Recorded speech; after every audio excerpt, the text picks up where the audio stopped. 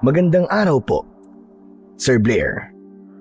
At pati na rin po sa mga subscriber sa inyong YouTube channel. Isa po ako sa masugid niyong tagahanga at wala po akong pinapalampas sa mga bago niyong upload. Kaya naman po, naisipan ko na ipadala rin po sa inyo ang aking sariling kwento at sana ay magustuhan ito ng inyong mga tagapakinig. Bawat isa po sa atin ay merong ginagampanang mahalagang tungkulin dito sa mundo. Kumbaga, magkakaiba tayo ng tinatahak na daan sa ating buhay. Nagkataon na ang sa akin ay hindi pangkaraniwan sa iba. Dahil sa kwento kong ito, napagtanto ko na may mga pagkakataon na kailangan nating higitan ang normal nating ginagawa sa ating buhay. Kahit pa maaari natin yung ikapahamak. Itago niyo na lamang po ako sa pangalang Kevin. At ito ang aking kwento. Bata pa lang ako noong nagdesisyong maghiwalay ang aking mga magulang. Noon kasi ay masyadong babaero ang tatay kong si Celso at hindi na yun kinaya ng nanay kong si Marisa. Dalawa lang po kaming magkapatid, Sir Blair. Kaya nagkasundo ang nanay at tatay ko na magtig-isa sila sa amin. Ako ay naiwan kay tatay habang ang kapatid ko na si Marvin ay sa nanay ko. Sanggol pa lang kasi noon si Marvin, kaya tama lang na kay nanay siya mapunta. Hanggang sa nagbinata na ako, ay hindi na talaga nagkabalikan ang aking mga magulang. Sa syudad na nakatira si nanay at si Marvin, habang kami naman ni tatay ay nanatili sa aming baryo. Paminsan-minsan po ay nagtutungo ako sa syudad para magbakasyon at makasama ang nanay at kapatid ko. Pero hindi ako maaaring magtagal doon dahil sa tungkulin ko sa aming baryo. Isa kasi akong albularyo at ganun din si tatay. Sa kanya ko natutunan ang kakayahan ko sa panggagamot. Noon pa man ay interesado na ako sa ginagawa ni tatay. Sobra akong humahanga sa kanya dahil napakarami na niyang napagaling na taong may sakit. Hindi lang sakit ang kaya niyang lunasan, kundi maging yung mga ginagambala ng mga lamang lupa o mga elemento. Kahit nga ang mga kinukulam ay napapagaling din niya. Isang umaga, matapos gamutin ni tatay ang isang batang may sakit, ay tinulungan ko siyang iligpit ang mga ginamit niya sa panggagamot. Tay, ano po palang sakit ng batang ginamot niyo kanina? Lagnat at ubo. Ang sabi ng nanay ay halos 1 linggo nang may sakit yung anak niya. Dinala na raw niya sa ospital pero ayaw raw tumalab ng mga gamot na sinabi ng doktor. Kaya yun, dito na lang niya dinala sa atin. Napansin ko po na parang ang dami yatang may lagnat at ubo ngayon dito sa atin, tay. Sa dami ng pwedeng mauso, ay bakit sakit pa ang nauuso ngayon dito? Napansin ko nga rin yan, anak. Hindi ko alam pero parang may kakaiba sa hangin. Para bang may kung anong sakit ang kumakalat ngayon dito. At parang lahat ay nagkakahawaan na. Ayos lang po yun, tay. Nandito naman po kayo Sigurado po ako na kayang-kaya niyong gamutin ang lahat ng magkakasakit dito sa atin. Anong ako lang? Ikaw din, Kevin. Ano pa tinuruan kita ng kaalaman ko kung hindi mo ako tutulungan sa panggagamot, hindi ba? Hindi niyo naman po ako kasing galing, tay. Kumbaga kayo po ang hari ng albularyo dito sa lugar natin. Ako prinsipe pa lamang. Marami pa po akong kakainin bigas para maging kasing husay niyo ako pagdating sa panggagamot. Saan mo nakuha mga ganyang salita, ha? Saka wag mong minamaliit ang sarili mo. Bata ka pa. Abay, 30 anyos ka pa lang, ha? Alam mo ba, nung nasa ganyang edad pa lamang ako, ay di pa naman ganun kalawak ang kalaman ko sa panggagamot. Kagaya mo rin ako nun. Napakiramdam ko ay marami pa akong dapat na patunayan. Kaya hindi mo dapat ikinukumpara ang gaya mo sa mga kagaya ko na matagal ng panahon na nanggagamot. Teka, bakit mo ba nasasabi ang mga ganyang bagay, ha? Kasi tay, inaalaska ako ng mga kaibigan ko eh. Sabi nila, wala pa ako sa kalingkingan mo. Dahil yun dun sa matandang babae na ginamot ko na sumasakit ang braso kasi nabalian. Hindi ba nung ginamot ko po siya, abay mas lalong sumakit ang braso niya. Kung di pa nga kayo gumamot sa kanya, malamang hindi pa rin yun magaling hanggang ngayon eh. Normal lang na magkamali ka. Tao ka lang at hindi ka Diyos. Huwag mo nalang intindihin ang sasabihin ng ibang tao sa'yo. Kaya nga ako nandito para gabayan ka eh. Ang gusto ko, bago man lang ako mawala, ay mahusay ka ng albularyo. Nang sa ganun, ay matatahimik ako sa kabilang buhay. Kasi alam ko na nasa mabuting kamay ang baryo natin. Yan ka na naman tayo sa pagsabi-sabi nyo ng mamamatay na kayo eh. Hindi pa nga kayo uugod-ugod eh. Pero pinag-uusapan na kagad natin ang kamatayan nyo. Pwede po bang kalmahin nyo lang ang sarili nyo, tay? Hindi pa nga ako nakakapag-asawa oh. Dapat maabutan nyo po muna ang magiging mga apo nyo sa akin. Paano ako magkakaapo sa'yo? Kahit manligaw ng babae, di mo naman ginagawa. Pag-aasawa at pagkakaroon pa kaya ng anak? Aba, kasi nga po, nakapokus-pokus sa panggagamot at sa mga itinuturo nyo po sa akin. Saka wala naman po sigurong problema kung mag-asawa ako sa pagdating ko ng 40, di ba? Wala namang problema doon. Pero kung bawal pa ako mamatay nang hindi ka pa nagkakaanak at 40 ka pa mag-aasawa, malamang uugod-ugod na ako sa panahon na yun. Mas okay nga po yun eh. Para mas matagal po kayo mabuhay. Ewan ko sa'yo. Tapusin mo na nga yung pagliligpit mo at baka may dumating pang magpagamot. Nakakahiya kung maabutan nila na makalat dito sa bahay natin. Tinapos ko na muna ang pagliligpit sa mga ginamit ni tatay. Ganun lang ang buhay namin araw-araw. Nabubuhay kami sa panggagamot sa mga taong may sakit. Pero kahit marami ang nagpapagamot sa amin at kilala si tatay sa ganung larangan, ay hindi pa rin kami mayaman. Naniniwala kasi si tatay na ang ganung kakayahan ay hindi dapat ginagawang trabaho o negosyo. Kung ano lang ang kayang ibigay ng nagpapagamot sa amin, ay bukal sa puso naming tinatanggap. Natatakot kasi si tatay na kung pagkakakitaan namin ang pagiging albularyo namin, ay baka biglang mawala ang kakayahan namin sa panggagamot.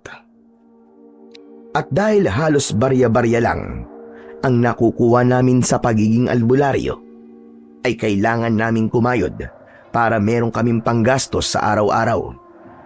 Minsan pa nga ay sumasideline kami ni tatay sa pagkakarpintero dahil kung aasa lang kami sa donasyon na nakukuha namin sa panggagamot, ay hindi talaga kami mabubuhay ni tatay. Pagsapit ng gabi, habang tahimik kaming naghahapunan, ay bigla kong naalala ang nanay at kapatid ko na nasa syudad. May gitsang taon na kasi akong hindi nakakadalaw sa kanila dahil kapos kami sa pera. Pero yung pamasahe na iniipon ko ay palaging nababawasan dahil may mga kailangan kaming bilhin ni tatay. Tay, ang tagal ko na ho palang di nakakapagbakasyon kina nanay at Marvin, no? Parang may gitsang taon na yata. Hindi ba sabi mo sa akin nung isang araw ay doon ka magpapasko? Nag-iipon ka na ba ng pamasahe mo? Hindi nga po ako makaipon eh. Kapag meron po kasi tayong kailangan dito sa bahay, sa ipon po ako kumukuha. Medyo matagal pa naman ang Pasko eh. May ilang buwan ka pa para mag-ipon. Ano po kaya kung tayong dalawa po magbakasyon sa kanila?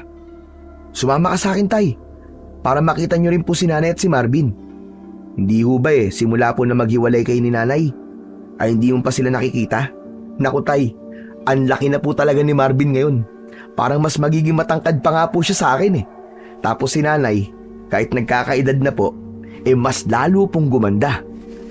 Tumigil ka, Kevin, ha? Alam ko kung saan pupunta yung mga sinasabi mo. Bakit po ba kasi hindi na lang kayo magbalikan ni nanay, tay? Sigurado po ako na mahal nyo pa rin ng isa't isa. Simula kasi na naghiwalay kayo, hindi po kayo nagkaroon ng ibang kasintahan.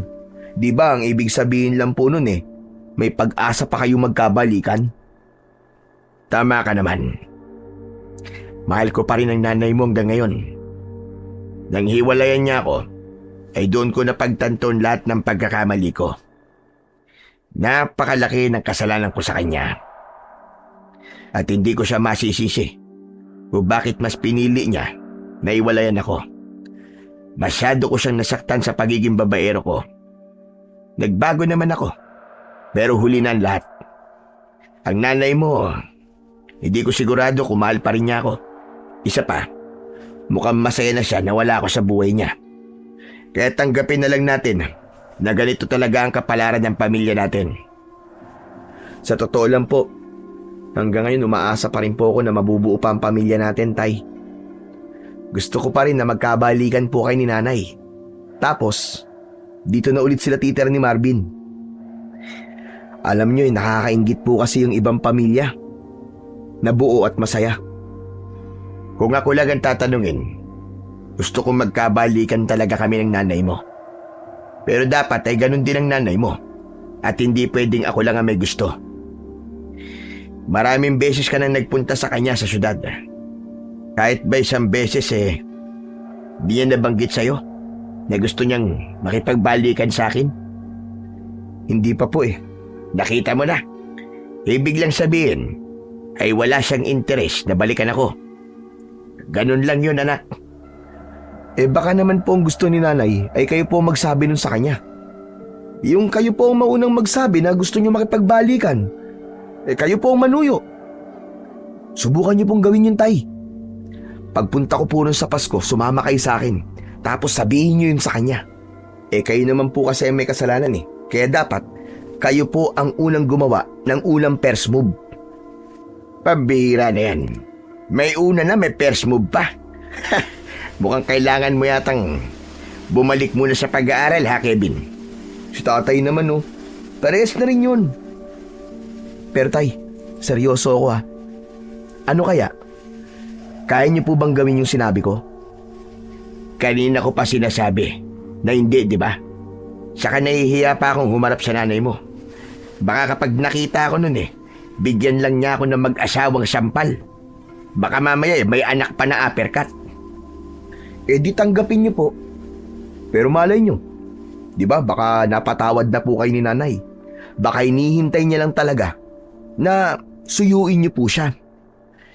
Ewan ko sa'yo, Kevin. Kung mangyayari ang isang bagay, mangyayari yan. Pero mas magiging mabilis na mangyari ang gusto natin, tay, kung kikilos tayo at hindi aasa sa kapalaran. Masyado kang maraming alam. Tama na nga yan. Kumain ka na lang dyan at pagkatapos ikaw ang maghugas nito mga pinagkainan natin. Ano, tay? Bakit ako na naman? Kaninang umaga at tanghali ako na po nagugas Alaga naman ako. Ang dami kong ginamot kanina. Gusto mo bang pasmay ng mga kamay ko? Sabi ko nga po, ako na maghuhugas. Hindi na ako nagsalita.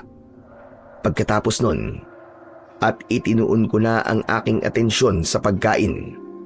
Pero, hindi pa rin naalis sa utak ko ang posibilidad na magkabalikan ang mga magulang ko. Kahit matagal na silang hiwalay, ay hindi pa rin nawawala ang pag-asa ko na mangyayari yon. At naniniwala ako na mangyayari lamang yon kung si tatay ang unang kikilos dahil siya ang dahilan kung bakit nakipaghiwalay si nanay sa kanya. Sa mga lumipas na araw, ay mas naging abala kami ni tatay sa panggagamot sa mga taong dinapuan ng lagnat at ubo. Halos araw-araw ay merong nagpupunta sa bahay para magpagamot. Hindi lang mga nakatira sa aming baryo, kundi maging sa ibang lugar din. Doon namin napagtanto na talagang may kumakalat na sakit na mabilis na makahawa. Kaya naging maingat din kami dahil mahirap kapag kami mismo ang tinamaan ng sakit na yon. Isang hapon, nakita ko si tatay na nakaupo sa labas ng aming bahay. Nakatanaw siya sa malayo at parang malalim ang iniisip. Lumapit ako sa kanya. Umupo ako sa tabi niya. Magluluto na po ba ako ng ulam natin, tay, para sa hapunan? Nagugutom ka na ba? Hindi pa naman po. Pero kay tay, baka gutom na po kayo. Hindi pa. Medyo busog pa ako. Maya-maya ka na magluto. Sige po, tay. Pero grabe po ang nangyayari dito sa baryo natin, no? Hindi lang po pala rito, kundi pati na rin po sa ibang lugar.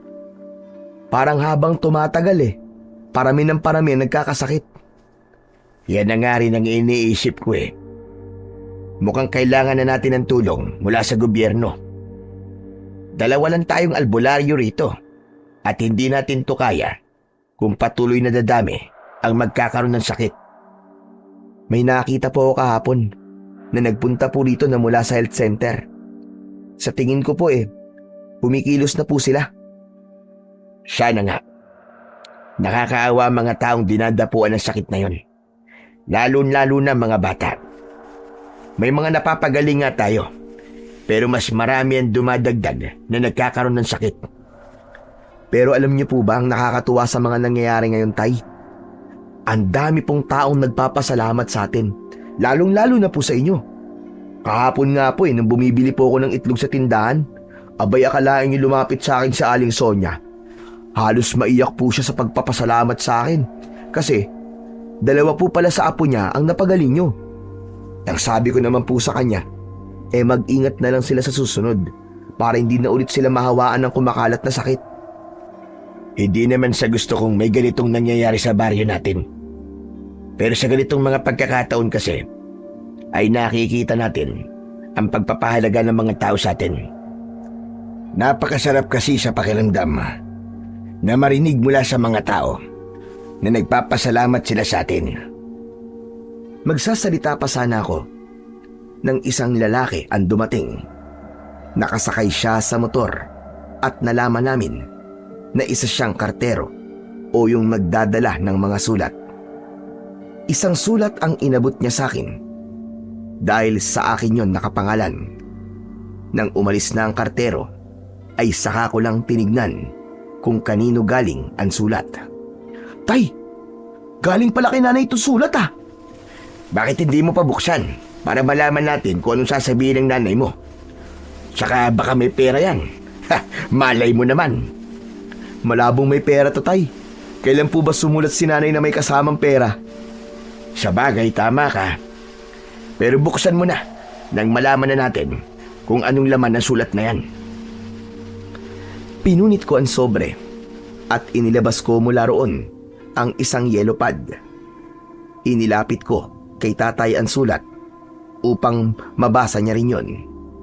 Seryoso kami sa pagbabasa ng sulat ni nanay at nang nasa kalagitnaan na kami ng sulat ay may pag-aalala kaming nagkatinginan ni tatay. Hindi muna kami nagsalita at itinuloy namin ang pagbabasa hanggang sa natapos na kami. Isang mahabang katahimikan ang namagitan sa amin ni tatay. Parehas kaming nakatingin sa kawalan. Nakalagay kasi sa sulat na may sakit ang nanay at kapatid ko. Nagpatingin na raw sila sa doktor, pero kahit na anong gamot ang ibigay ng doktor sa kanila ay hindi sila gumagaling. Ayon sa nanay ko, madalas daw sumakit ang buong katawan nila at pabalik-balik ang kanilang lagnat. Sa gabi naman daw ay palagi silang uhaw na uhaw, pero kahit gaano karami ang tubig na inumin nila ay hindi nawawala ang uhaw nila. Nakiusap si nanay kay tatay na baka pwedeng sumaglit ito sa syudad upang gamutin sila ng kapatid ko. Tay, ano po sa tingin yung sakit ni nanay at ni Marvin? Hindi ko masasagot yan hanggat hindi ko sila nakikita. Kung ganun, pupuntahan niyo po ba sila sa syudad, tay? Hindi naman po ako pwedeng sumama sa inyo kasi mawawalan po ng manggagamot dito sa baryo natin. Hindi po pwedeng mawalan dito ng albularyo, lalo na po sa nangyayari ngayon. Tama ka. Hindi talaga pwedeng mawalan ng albularyo dito sa baryo natin. Kaya kailangan ay may isa sa atin na pupunta sa nanay at kapatid mo para siyang gumamot sa kanila. Kevin, mamayang gabi, mag-impake ka na. Lalapit ako ngayon kay Kapitan at uutang ako sa kanya ng pamasahe mo papunta sa syudad. Ano po? Bakit ako po ang aalis? Sa inyo po humihingi ng tulong si nanay kasi alam niya na mas mahusay po kayo kumpara sa akin. Mas maraming may sakit dito sa baryo natin. Mas kailangan nila ako rito, anak. Yan po ba ang totoong dahilan o baka naman dahil hindi niyo po kayang harapin si nanay? Sa totoo lang, isa pa nga yan sa dahilan eh. Hindi pa ako handang makaharap ang nanay mo. Pero tay, kahit pumunta lang po kayo kay nanay para gamutin po sila ni Marvin, kahit wag niyo na pong pag-usapan yung pagbabalikan niyo. Ang importante po ay matignan at magamot niyo po sila. Pasensya ka na. Pero hindi ko pa talaga kayang makaharap ang nanay mo. Kung hindi niyo po siya kayang harapin, ako naman po, hindi ko rin po alam kung kaya ko silang pagalingin, tay. Wala po akong ideya sa kung anong sakit ni nanay at Marvin. Mas malawak po ang kaalaman niyo. Kaya kayo po ang dapat na gumamot sa kanila. Pagkakataon mo na ito, anak, para patunayan ang sarili mo. Maniwala ka sa kakayahan mo, kagaya ng paniniwala ko sa kaya mong gawin. May tiwala ako sa iyo. Alam ko na kayang-kaya mong pagalingin ang nanay at kapatid mo. Kaya ikaw na lang ang pumunta sa kanila, habang ako naman ay pagpapatuloy ko ang panggagamot ko sa mga taong may sakit dito. Mukhang kahit anong sabihin ko po, hindi po magbabago ang isip nyo. Sige na nga. Ako na po ang pupunta kay nanay. Pero kung sakali po na hindi ko po sila kayang gamutin, tay, susulat po kaagad ako sa inyo para pasunurin kayo ron, Sigurado ako na hindi mangyayari yan. Dahil alam ko na kaya mo silang pagalingin. Ngayon nagkasundo na tayo. Pupunta muna ako kay Kapitan para mangutang ng pamasahe mo. Magluto ka na rin ng hapunan natin para makakain na tayo mamaya pagdating ko. Nang umalis si tatay, ay kumilos na ako para magluto. Pero hindi ko magawang ituon ang aking atensyon sa ginagawa ko dahil sa pag-aalala ko kina nanay at Marvin. Taimtim akong nagdasal sa Diyos na sana ay hindi ganun kalala ang sakit nila at magawa ko sana silang pagalingin. Sa awa ng Diyos ay nagawang makakuha ni tatay ng pera para kay Kapitan. Ayon kay tatay ay sinabi ni Kapitan na wag na namin yung bayaran at sinobrahan pa yon ni Kapitan para meron akong panggastos kahit paano pagdating ko sa syudad. Pagkatapos naming maghapunan ay nagsimula na akong mag-empake ng mga damit at ilang gamit ko. Habang ginagawa ko yun ay lumapit si tatay sa akin. Siguruhin mo lang na wala kang makakalimutan Yung pera mo, ingatan mo. Ilagay mo sa hindi madaling makuha. Alam mo naman sa syudad, maraming magnanakaw doon. Alam ko na po yan, tay. Hindi po uubra sa akin ng mga magnanakaw at mandurukot doon. Saka may teknik po ako kapag nandun ako. Hindi ko po ipapahalata na probinsyano ko. Kapag po kasi nalaman ng mga mandurukot na galing po ako sa probinsya, ay ikaw ang pupuntiryahin nila na biktimahin. Kahit na magdoble ingat ka pa rin. Ay oo nga pala. Meron akong ibibigay sa'yo. Ano ho yun, tay? Isang medalyon ang inabot sa akin ni tatay. Nanlaki ang mga mata ko nang malaman ko kung ano yon. Ang medalyon kasi na yon ay ipinamana kay tatay ng lolo niya na isa ring kilalang albularyo noon. Sa pagkakaalam ko, yun ang pinakamalakas na agimat na meron si tatay na ginagamit niya sa panggagamot. Sigurado po ba kayo? Ipapagamit niyo po to sa akin? Pero sabi niyo po, ipapamana niyo lang to sa akin kapag sapat na po ang kakayahan ko bilang albularyo. Pansamantala ko lang na ipapagamit yan sa'yo. Ikaw na rin ang nagsabi, di ba, na wala tayong ideya sa sakit ng nanay mo at ni Marvin. Kaya mas mabuti nang dalhin mo yan. Itinuro ko naman sa'yo kung paano yan gagamitin, di ba? Opo, alam ko po kung paano to gamitin. Hindi po ako makapaniwala na sa wakas ay magagamit ko na po ang agimat na to. Tandaan mo na hindi mo pwedeng iasa ang lahat sa agimat. Kailangan ay gumamit ka rin ng sarili mong kakayahan. Inihanda ko na rin ang mga gamot na maaari mong kailanganin. Kunin mo na lang doon sa lamesa. Hindi pa rin ako makapaniwala na hawak ko na ang pinakamalakas na agimat ni tatay. Kahit panandalian ko lamang na magagamit yun, ay malaking bagay na yun para sa akin. At dahil nasa kamay ko na yun, ay mas lalong lumakas ang loob ko na magagawa kong pagalingin ang nanay at kapatid ko. Pagkatapos kong mag-impake, ay natulog na agad ako dahil madaling araw ako aalis para mamayang umaga ay nasa syudad na ako. Bandang 2:00 ng madaling araw ay ginising ako ni tatay. Naligo agad ako at nagkape. Nang dumating ang tricycle na inarkila ni tatay na maghatid sa akin sa istasyon ng bus, ay nagpaalam na ako kay tatay. Huwag mong kakalimutan yung mga billing ko, ha? Saka, ikumusta mo na rin ako sa nanay at kapatid mo. Ako pong bahala, tay. Pagbalik ko po rito, may dala akong magandang balita sa inyo. Sa katiwala po ako na mapapagaling ko po si nanay kasi nasa akin hutong agimat nyo eh. May tiwala rin ako sa iyo, anak. Kaya nga, ipapagamit ko yan sa iyo. Mag-iingat ka ron, ha? Kayo rin po, tay. Mag-iingat po kayo rito. Sana po pagbalik ko, tapos na po ang pagkalat ng sakit dito. Sana nga, anak. O sige na, umalis ka na para makasakay ka na kagad sa bus. Maigpit akong niyakap ni tatay bago ako sumakay ng tricycle.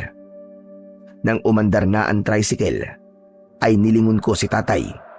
Kahit alam ko na sa pag-alis kong yun, ay makakasama ko ang nanay at kapatid ko, ay hindi ko maiwasang makaramdam ng lungkot dahil ilang araw kong hindi makakasama si tatay. Inisip ko na lang na kailangan kong gawin yon para sa nanay at kapatid ko na may sakit. Nang nakarating na ako sa bus station, ay sakto na paalis na ang bus na papuntang syudad. Sumakay na ako ron at sa may hulihan na ako umupo. Nang umandar na ang bus at nakapagbayad na ako ng pamasahe, ay umidlip muna ako. Makalipas ang ilang oras, ay nagising ako na maliwanag na sa labas.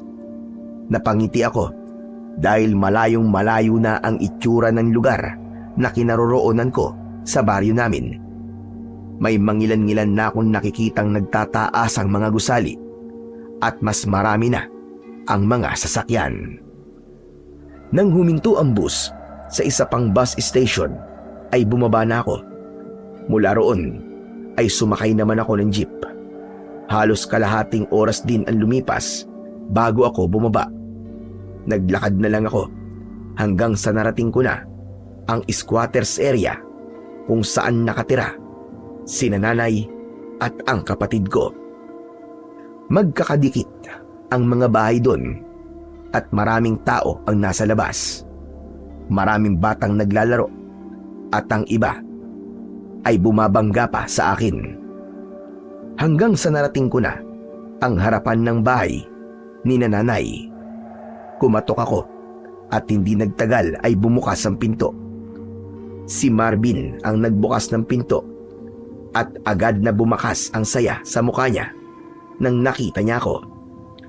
Pinapasok niya ako at nakita ko si nanay na nakahiga sa lumang kutsyon na nasa sahig.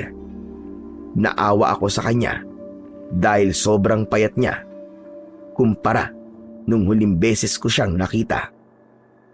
Kevin? Kevin, anak.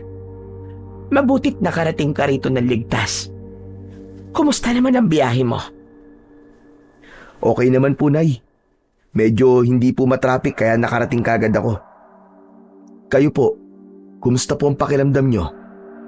Heto, masakit ang buong katawan, kaya nakahiga lang ako.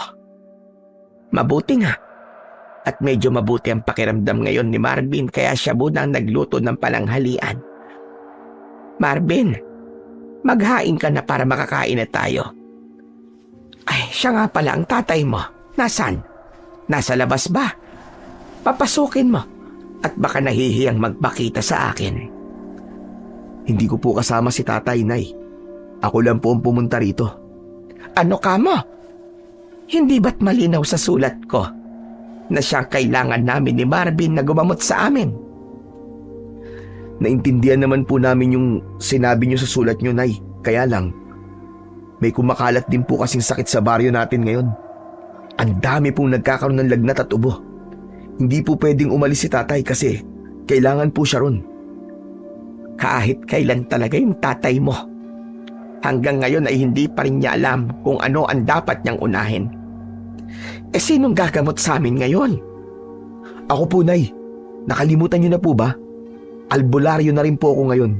Yun nga lang, hindi pa po ako kasing galing ni tatay eh. Pero wag po kayo mag-alala. Kasi, Nay, ipinahiram po sa akin ni tatay yung agimat niya. Tignan niyo po, suot ko nga tong pinakamalakas na agimat na ginagamit niya nun eh.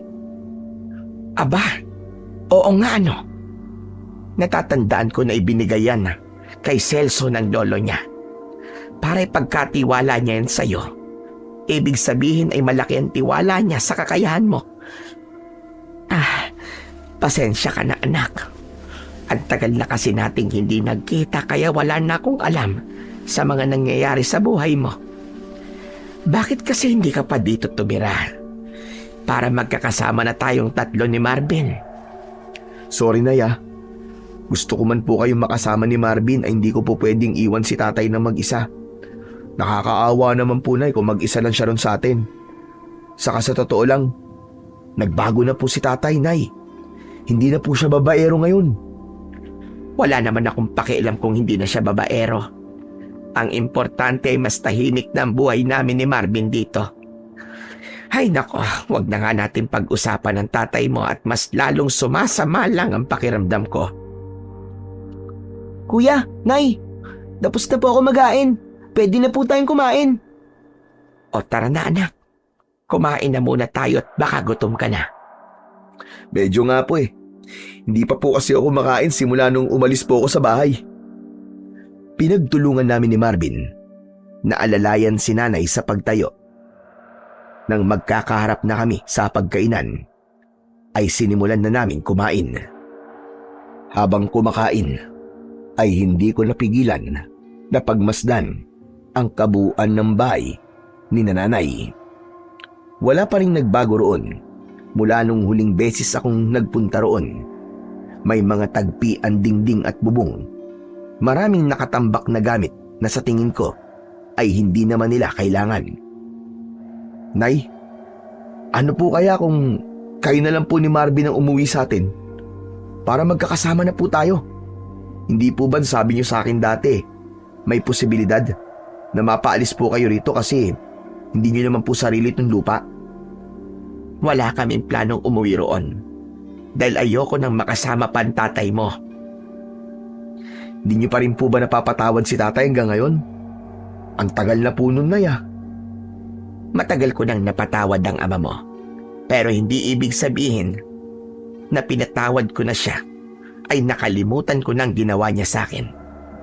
Kaya kayong dalawa, mga anak, kapag nagkaasawa na kayo, ay siguraduhin ninyo na kaya niyong maging tapat sa kanya.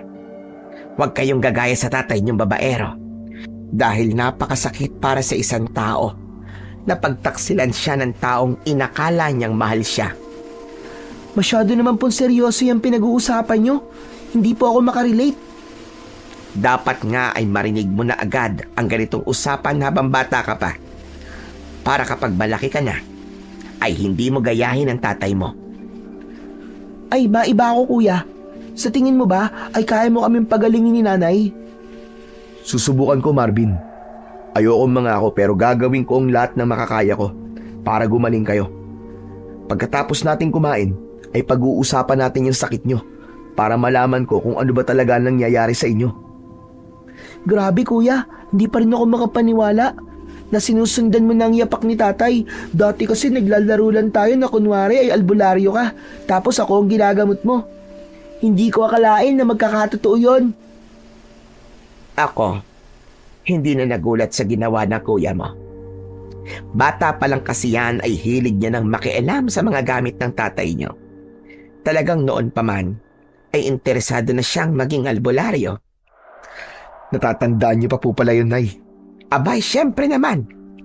Ako pa nga nagsabi noon sa tatay niyo na sigurado ko na paglaki mo ay magiging isang albularyo ka rin. Tignan mo naman. At hindi nga ako nagkamali. Napangiti ako sa sinabing yon ng nanay ko. Masaya ko na kahit hindi kami nagkakasama ng matagal, ay naaalala niya pa rin ang magaganda naming alaala kahit noong bata pa ako. Nang matapos na kaming kumain, ay hindi na ako nagpahinga kahit ramdam ko ang pagod sa pagbiyahe ko kanina. Sinimulan ko nang ilabas ang mga kakailanganin ko para malaman ang sakit ng nanay at kapatid ko. Kailangan ko kasi munang malaman kung ano ba ang nangyayari sa kanila para alam ko kung paano ko sila gagamutin. Magkakaharap kaming umupo sa saig.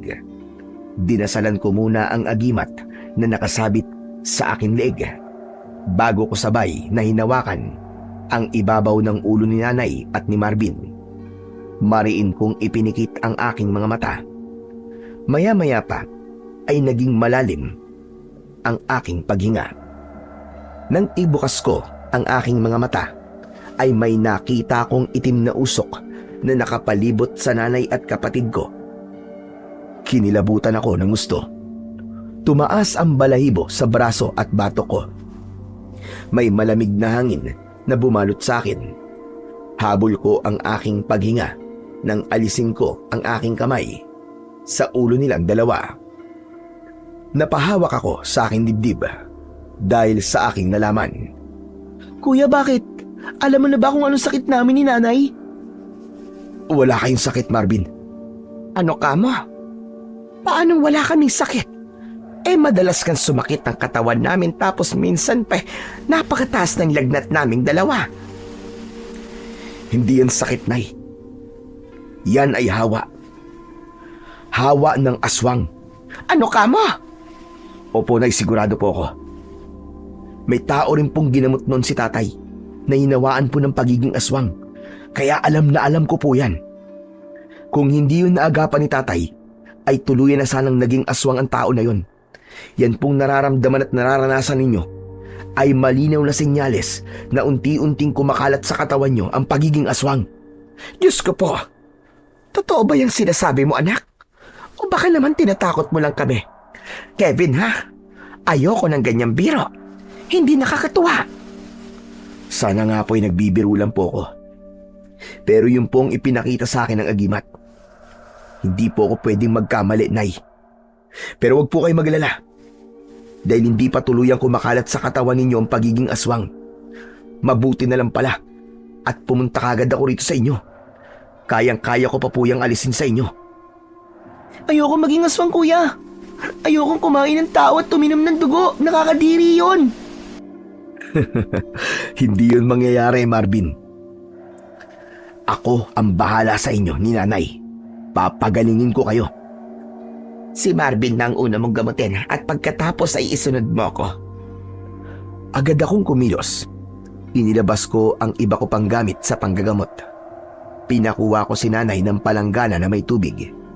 Inilagay ko ang palanggana sa harapan ni Marvin habang nakapatong ang kamay ko sa ibabaw ng kanyang ulo ay itinapat ko naman ang aking hintuturo sa aking bibig at umusal ako ng isang dasal.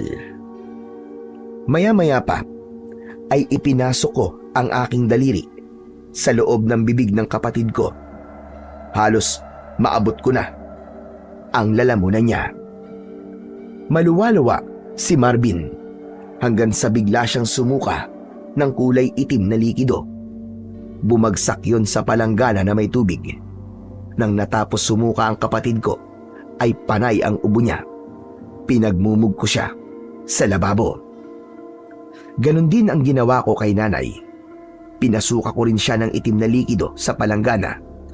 Itinapon ko sa inidoro ang laman ng palanggana. Nang balikan ko si nanay at si Marvin, ay bakas sa mukha nila ang labis na panghihina. Kumuha ako ng tubig at pinainom ko sila pareho. Kumusta na po ang pakiramdam nyo? Medyo masakit pa yung lalamunan ko, kuya. Ako naman ay parang walang laman ang ulo ko. Bigla akong nanghina. Huwag po kayo mag-alala kasi normal lang po yan. Ang importante ngayon ay naalis ko na sa inyong katawan ng hawa ng aswang. Pero dito po muna ako habang bumabawi pa kayo sa lakas nyo. Ako munang mag-aalaga sa inyong dalawa. Maraming salamat, anak. Nakaka-proud na isa ka nang ganap na albularyo ngayon. Salamat dahil ginamot mo kami ng kapatid mo. Wala po yun, Nay. Hindi niyo po kailangan magpasalamat sa akin. Kasi hindi ko naman po kayo pwedeng pabayaan. Mahal na mahal ko po kayo. Pero kuya, hindi na ba talaga kami magiging aswang ni nanay? Hindi na, bunso. Nailabas na ng katawan nyo yung inilagay ng aswang sa inyo bago pa yung kumalat ng tuluyan sa buong katawan nyo. Sino naman kaya yung aswang na nanghawa sa atin, Nay? Abay, malay ko. Hindi ko alam. Wala akong ideya kung paano tayo nahawaan ng pesteng aswang na yon. Wala po ba kayong pinaghihinalaan na pwedeng aswang dito sa lugar nyo? O baka merong isang tao na may nagpakain sa inyo ng pagkain? Wala akong maalala. Hindi ko talaga alam, anak. Sa ngayon, Nay, mag-iingat po muna kayo. Huwag po kayong tatanggap ng pagkain sa ibang tao. Magpahinga na po muna kayo ni Marvin. Kailangan niyo pong makabawi ng lakas. Ikaw din, anak. Magpahinga ka rin muna at alam kong pagod na pagod ka sa biyahe. Maraming salamat ulit, Kevin. Hindi ko talaga akalain na magagawa mo kaming pagalingin ng kapatid mo. Nang sandaling yon, ay hindi ko maipaliwanag ang kasiyahan ko. Bukod kasi sa naalis ko na kina Nanay at Marvin ang hawa ng aswang, ay naramdaman ko rin na labis akong ipinagmamalaki ng nanay ko.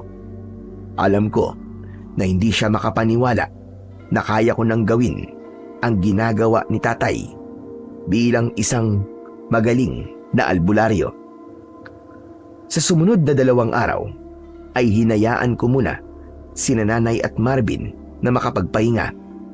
Ako muna ang nagbenta ng tinitinda nilang basahan sa may mga sasakyan na dumadaan sa kalsada. Hindi ko na muna sila masyadong pinakilos para maging mabilis ang pagbalik ng kanilang lakas. Isang umaga, nang nagising ako, ay nakita ko si Nanay na nagluluto sa kusina. Agad akong bumangon at lumapit ako sa kanya. Nay, ako na ho kayang gagawa niyan. Magpahinga ka na lang muna, Nay. Ayos lang ako, anak. Malakas na ako.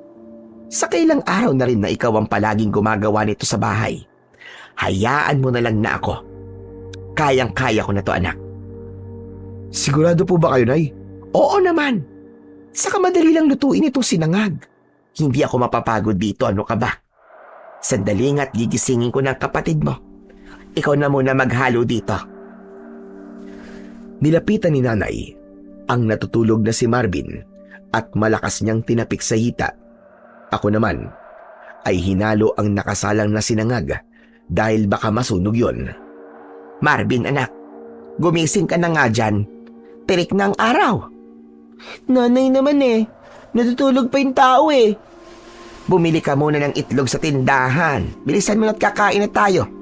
Kapag talaga bakasyon ay na kung bata ka, hindi ka maasahan dito sa bahay. Puro ka na lamang tulog at hilata. Bahagya ako natawa nang nagdadabog na sumunod si Marvin sa utos ni nanay. Matapos yun, ay bumalik na si nanay sa kusina at siya na ang nagtapos sa pagluluto ng sinangag. Nang naluto na yon, ay nagsalang naman siya sa apoy ng takure na may lamang tubig. Umupo si nanay sa tabi ko. Kumusta naman pala ang tatay mo sa probinsya natin? Uy, si nanay. Tinatanong kung kumusta si tatay. Bakit, nay? Namimiss niyo na po ba si tatay? At ano namang mamimiss ko sa kanya? Yung pagiging babaero niya? Tsaka, porke ba nangungumusta namimiss na kagad? Nagbibiro lang po ako. Masyado naman po kayong defensive. Okay lang naman po si tatay sa atin. Pero sigurado ako na aligagayon ngayon dahil nga po rin sa kumakalat na sakit sa lugar natin, saka sa mga kalapit na lugar. Malamang, nag-iisang albularyo roon ang tatay mo. Ay, dalawa pala kayo. Pero dahil nandito ka, ay talagang mag-isa lang pala siya. Nay, may itatanong po pala ako sa inyo. Ano yon, anak? Nay, huwag ka magagalit ha. Pero, wala ka na po bang balak na makipagbalikan pa kay tatay? Para naman po mabuo na ang pamilya natin. Mas okay po kasi kung magkakasama na ulit tayong apat, di ba? Sino ba namang nanay ang ayaw na buo ang pamilya niya? Pero anak, imposible na magbalikan pa kami ng tatay mo. Kasi wala nang tiwala ako sa kanya. Napatawad ko na siya, oo. Pero yung ginawa niya sa akin, mahirap nang kalimutan. May isip ka na ng panahon na yon. Alam ko na ilang beses mo kung nakitang umiiyak dahil sa panloloko niya. Napakasakit doon para sa akin. Lalo na't ang akala ko ay mahal niya ako. Naiintindihan kita, Nay. Pero bilang anak niyo, gusto ko pa rin po na magkaayos pa rin kayong dalawa. Alam kong matagal nang nangyari yon. Pero hayaan na lang natin na ang panahon ang makakapagsabi ng mga mangyayari. Maya-maya pa ay bumalik na si Marvin dala ang mga itlog. Pinrito na ni nanay ang mga yon at hindi nagtagal ay kumain na kami ng almusal. Alam mo ba, Nay? Nagtataka po si Aling Donna kung bakit magaling na ako. Ang sabi ko sa kanya, pati kayo po magaling na rin. Sinabi ko po sa kanya na si Kuya Kevin po ang gumamot sa ating dalawa. Pero hindi ko po sinabi na hinawaan tayo ng pagiging aswang. Mabuti naman at hindi mo sinabi sa kanya ang bagay na yun, anak. Baka kung ano pang isipin ni Aling Donna sa atin. Saka sobrang chismosa nun. Baka chismis pa tayo nun na mga aswang tayo kahit hindi naman. Oo nga pala, Nay. Pwede bang dito muna ako kahit ilang araw pa? Siguro sa Sabado na lang po ako uuwi kay tatay. Gusto ko po kasing sulitin po ang pagpunta ko rito para makasama ko po kayo ni Marvin ng mas matagal. Walang problema. Kung gusto mo, dito ka na lang tumire. Hindi po ba? Sinabi ko na pong hindi pwede. Kawawa naman po si tatay kung mag-isa lang po siya dun sa bahay natin. Alam nyo, mas maganda siguro kung sa susunod ay kayo naman ang magbakasyon sa atin. Oo nga naman, Nay. Para makita ko na po si tatay, di ba? Sanggol pa lang po ako nang umalis tayo ron. Hanggang ngayon, di ko pa rin po siya nakikita. Ayoko pang makita ang tatay niyo. Saka na yung mga bagay na yan. Hindi ko na kinontra pa si nanay dahil baka mas stress pa siya. Naisip ko na dapat ay masaya lang kami habang nandun ako. Siguro nga ay tama siya sa kanyang sinabi na kung mangyayari talaga ang isang bagay ay tadhana na lang ang makapagsasabi. Pagsapit ng hapon ay mag-isa ko sa bahay. Si nanay kasi ay nagbebenta ng basahan habang si Marvin naman ay may pinuntahan. Nakakita ko ng mga lumang aklat At para hindi ako mainip, ay nagbasa muna ako. Habang nagbabasa, ay may kumatok sa pinto. Pagbukas ko ng pinto, ay isang babae na may kasamang batang lalaki ang nakita ko. Tinanong niya ako kung ako nga ba si Kevin na anak ni Marisa. Nang sabihin kong oo, ay sinabi niya na nakarating sa kanya na isa akong albularyo. Aniya ay ilang araw nang may lagnat ang anak niya at baka pwede raw nagamutin ko. Naisip ko na mukhang tama nga si nanay na tsismosa yung pinagkwentuhan ni Marvin ng tungkol sa akin. Pero dahil hindi ako pwedeng tumanggi sa mga may sakit na lumalapit sa akin, ay ginamot ko ang bata. Pagkatapos ko siyang gamutin, ay inabutan ako ng babae ng 50 pesos. Tinanggihan ko yun dahil masyado yung malaki. Pero nagpumilit siya na kunin ko ang bayad niya. Sa huli ay wala akong nagawa kundi tanggapin ang pera. Bandang 5:00 ng hapon ay sabay na dumating sina nanay at Marvin. Inabot ko ang 50 pesos kay nanay. Oh, para saan to anak? Pandagdag po sa panggastos natin, nay. Naku, wag na. Itago mo na lang ito. Huwag mo nang bawasan ng perang meron ka. Hindi ko naman po yan binawas sa pera ko, nay. Bayad po yan sa akin ng babaeng nagpunta dito kanina. Pinagamot niya po sa akin yung anak niyang may sakit. Mukhang kubalat na nga po dito sa lugar niyo na yung pagiging albularyo ko. Nakita mo naman ang ginawa mo, Marvin. Nang dahil sa pagkikwento mo kay Aling Donna, ay may mga nakaalam na tuloy na manggagamot ng kuya mo. Ayaw niyo po ba yun? Para habang nandito po si kuya, ay kumikita siya kahit papano. Wala rito ang kapatid mo para tumanggap ng mga may sakit. Nandito siya para magbakasyon. Paano niya yung magagawa kung nanggagamot siya? Ayos lang po yun, nay. Huwag niyo na pong pagalitan si Marvin. Saka, wala rin naman po akong ginagawa rito eh. Yun naman pala eh, ayos na po kay kuya. Kaya wag na po kayo magalit sa akin, nay. Inakala naming lahat na yung batang lalaki ang huling gagamutin ko sa lugar na yon. Pero, nang mga sumunod na araw, ay parami ng parami ang nagpupunta sa akin para magpagamot. Nagtaka ko dahil may mangilan-ngilan na meron sintomas na hinawaan sila ng pagiging aswang. Ginamot ko sila, gaya ng ginawa ko kina nanay at Marvin. Kahit matagumpay kong naalis sa katawan nila ang hawa ng aswang, ay kinabahan at natakot pa rin ako.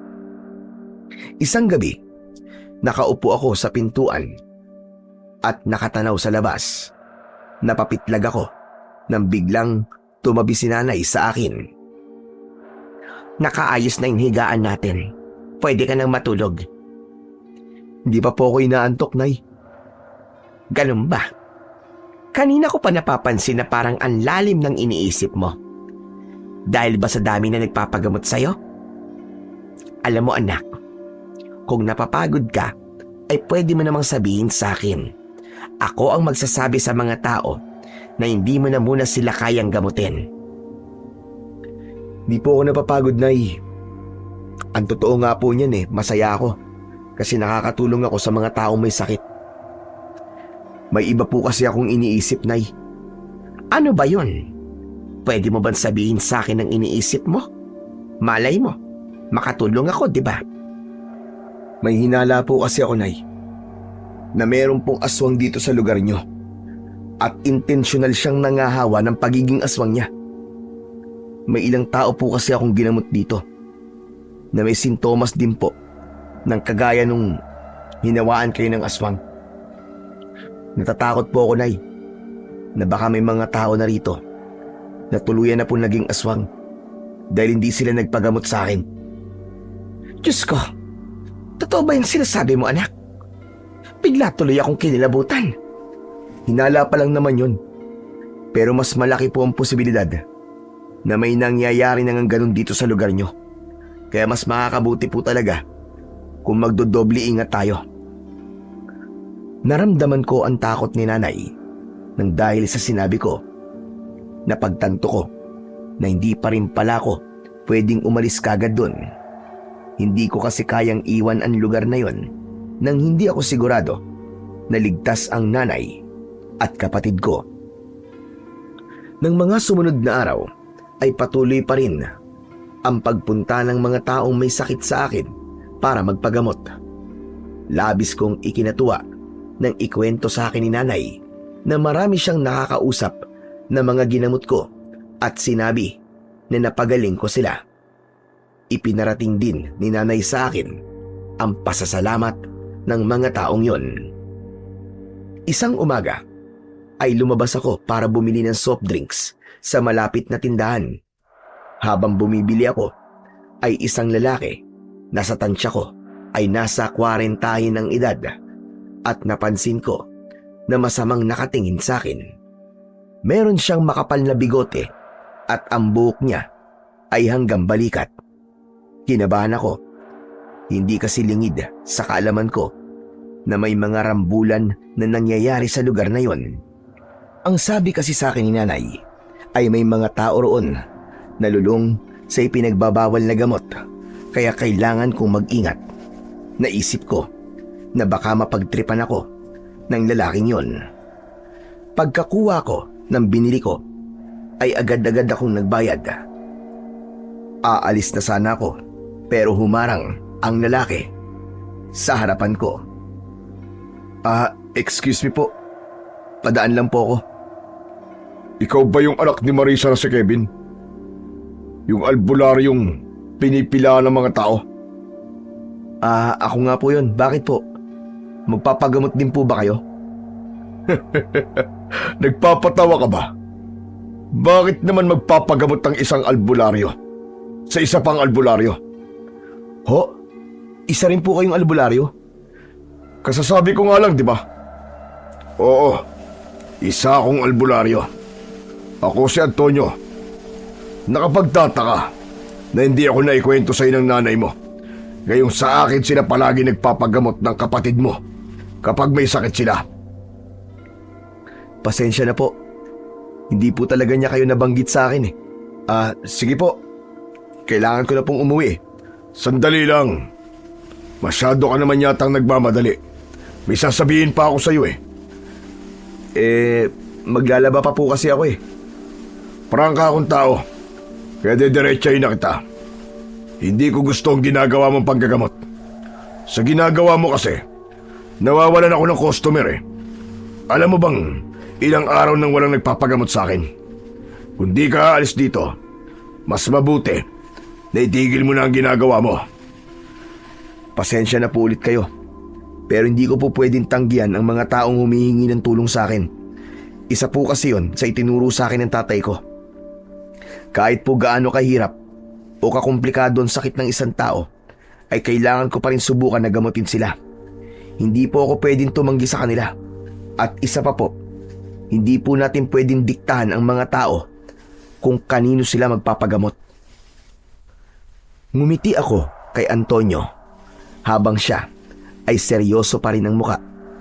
Kapansin-pansin ang paggalaw ng kanyang panga na para bang nagpipigil siya ng galit.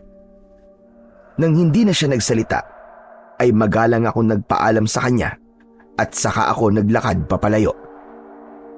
Napakabilis ng kabog ng dibdib ko. Hindi ko naman kasi alam na meron ng albularyo sa lugar na yon at hindi ko rin intensyon na agawan siya ng mga taong nais magpagamot. Ang tanging hangad ko lang ay ang makatulong sa mga tao. Pagsapit ng gabi, ay iniisip ko pa rin ang mga sinabi sa akin ni Antonio. Medyo kinakabahan pa rin ako dahil wala akong ideya kung gaano kalalim ang galit niya sa ginagawa ko. Kevin anak, ang lalim naman yata ng iniisip mo. Kumain ka na. At hindi na masarap yung tinola kapag lumamig yan. Nay, may sasabihin po ako sa inyo. Pero mangako po kayo sa akin na hindi po kayo magre-react ng malaki ha. Sige, nangangako ko.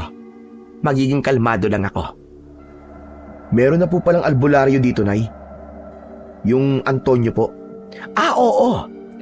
Nung nakaraang taon lang siya lumipat dito. Sa kanya nga kami nagpapagamot ng kapatid mo kapag meron kaming sakit.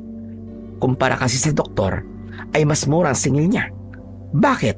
Nagkakilala na ba kayo? Oo, Nay. Kanina lang po dun sa may tindahan.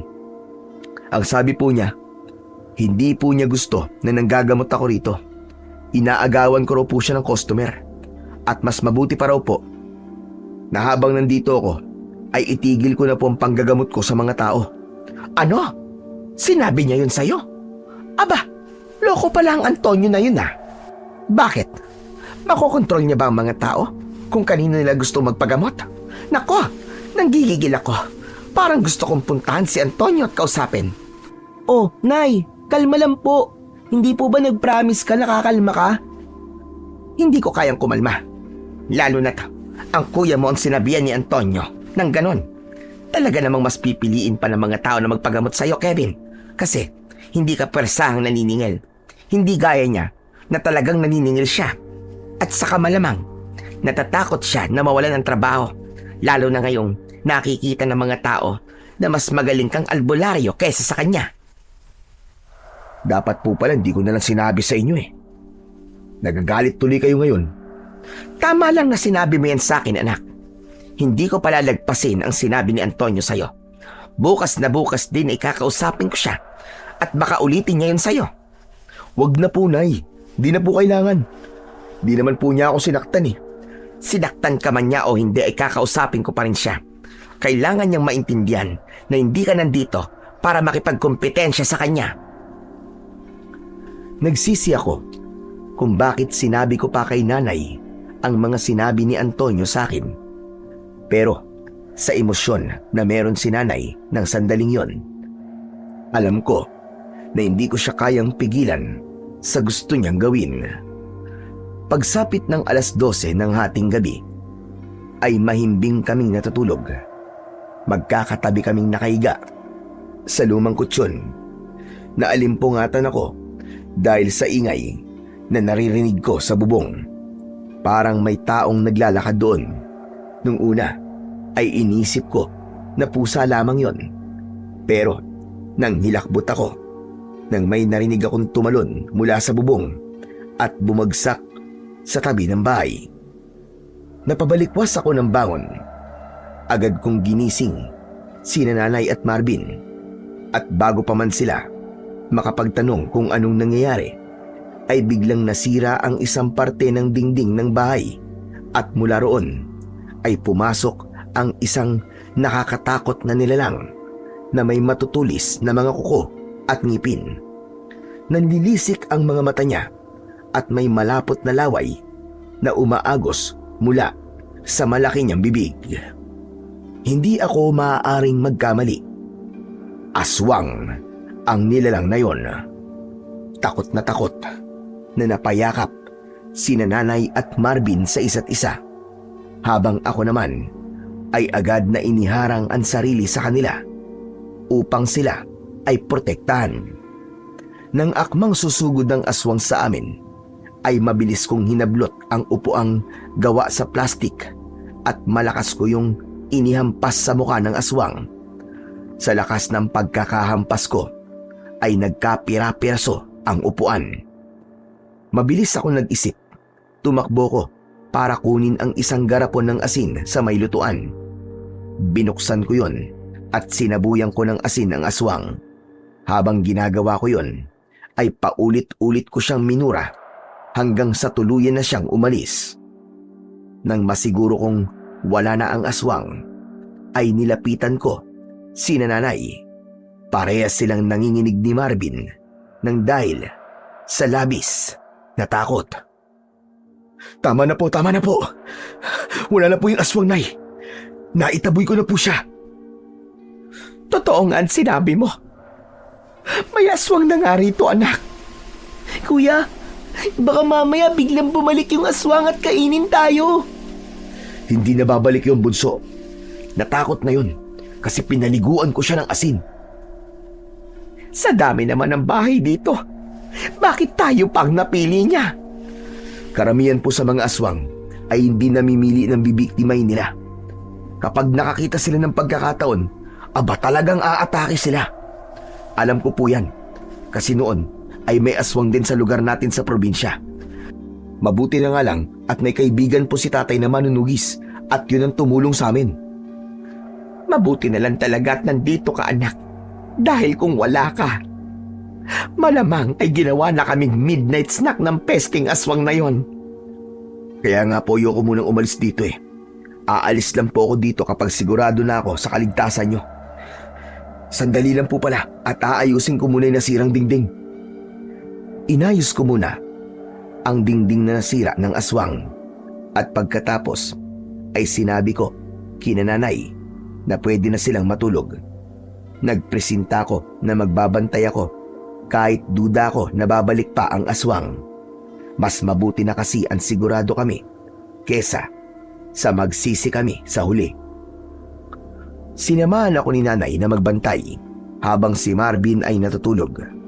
Pagsapit ng 3:00 ng madaling araw ay hindi na kinaya ni nanay ang antok, kaya natulog na din siya. Habang ako naman ay nananatiling gising upang makasiguro ko sa kaligtasan naming lahat. Kinabukasan ng umaga, 2 masamang balita ang agad na nasagap ni nanay. Una, isang lalaki ang natagpuan sa tambakan ng basura na walang buhay. Wakwak ang kanyang tiyan at maraming kagat at kalmot ang kanyang buong katawan. Ang pangalawa naman ay isang babae ang dinala sa prosinto dahil napatay niya ang kanyang asawa. Ayon sa kwento, ay bigla raw naging malahalimaw ang asawa ng babae. Inatake ng lalaki ang babae, kaya napilitan ang babaeng ipagtanggol ang kanyang sarili. Sigurado ako na yung pumatay dun sa lalaking nakita sa tambakan ng basura ay isang aswang. At yung lalaking sinasabi na naging halimaw ay nahawaan lamang ng pagiging aswang. Diyos ko, nakakatakot na sa lugar na ito, anak. Hindi na talaga tayo ligtas dito. Nay, ano kaya kung umalis na lang po tayo rito? At saan naman tayo pupunta? Kay tatay, doon na lang po tayo kasi parang mas ligtas doon kasi walang aswang doon eh. Oo nga naman, Nay. Umuwi na po tayo sa probinsya natin. Kailang naman ni Marvin ang iniisip ko kaya hindi pa ako umaalis eh. Ang kaligtasan niyo pong dalawa ang prioridad ko. Ewan ko. Hindi ko pa kaya magdesisyon tungkol sa bagay na yan. Hayaan niyo muna akong mag-isip. Teka, maiba ko. Pinuntahan ko pala si Antonio sa bahay niya kanina. Oh, hindi po ba sabi ko huwag niyo na pong gawin yun? Baka magkaroon pa kayo ng kaaway dito eh. Ay nako, bakit ba takot na takot kang magkaroon ako ng kaaway rito? Wala akong pakialam kung magkaroon ako ng kaaway kung dahil sa pagtatanggol ko sa inyong dalawa ng kapatid mo.